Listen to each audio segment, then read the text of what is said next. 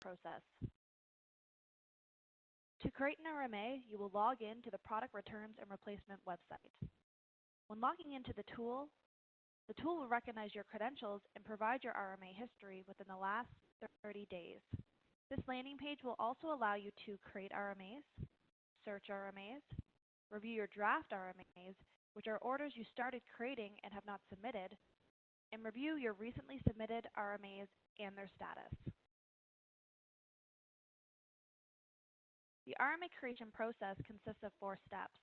Step 1, part information. Entering in part information will first allow the system to check entitlement. We recommend starting with the serial number as it keeps your install base clean and drives automation through the creation process. Step 2, site information. Your site information will populate from the serial number or contract, and you will have the ability to modify the address if needed. Step 3, delivery details.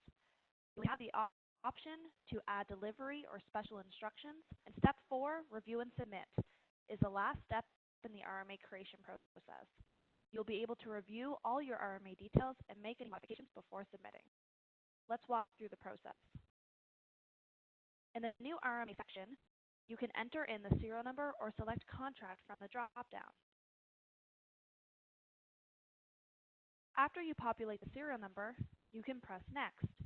In the coming months, you will also have the option to chat with our logistics department for inquiries or questions related to your RMAs. The chat symbol will show as green on the side of the screen on the main landing page and throughout the RMA creation process. I'm going to start by pressing Next. This will take you to Step 1, Part Information, as highlighted on the top of the page. One thing to note, your RMA will populate at the top of the page as soon as you begin creating the RMA, and if you do not want to complete the RMA right away, the unsubmitted RMA can be found on the Product Returns and Replacement landing page under your Draft section. Your part information will populate based on the serial number entered on the main page. You have the option of adding in additional parts by clicking on Add Part, and as you move down the page, you will enter in your failure code and your failure description.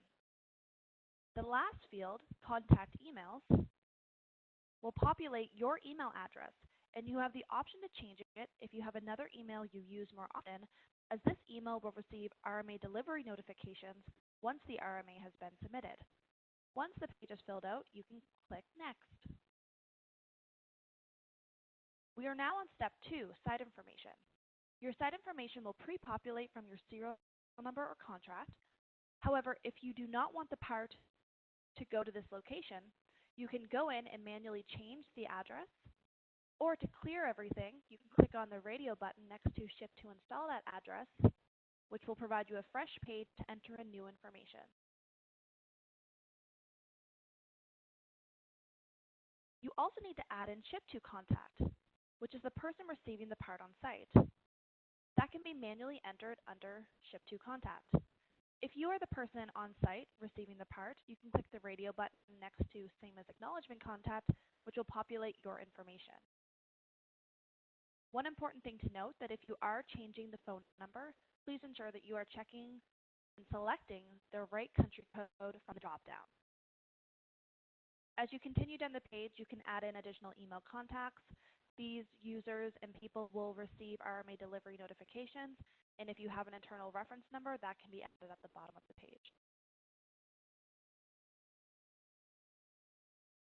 On Step 3, Delivery Details, your part information will populate again, and you have the option of adding delivery instructions or entering special order instructions.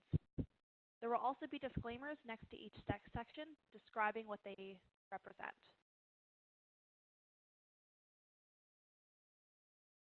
I'm going to press Next.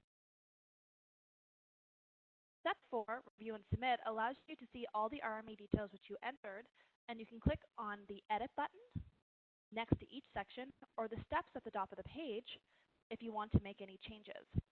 After you review your order and confirm everything is right, you can select Submit. You will then be provided your RMA confirmation, which will present all of your RMA details.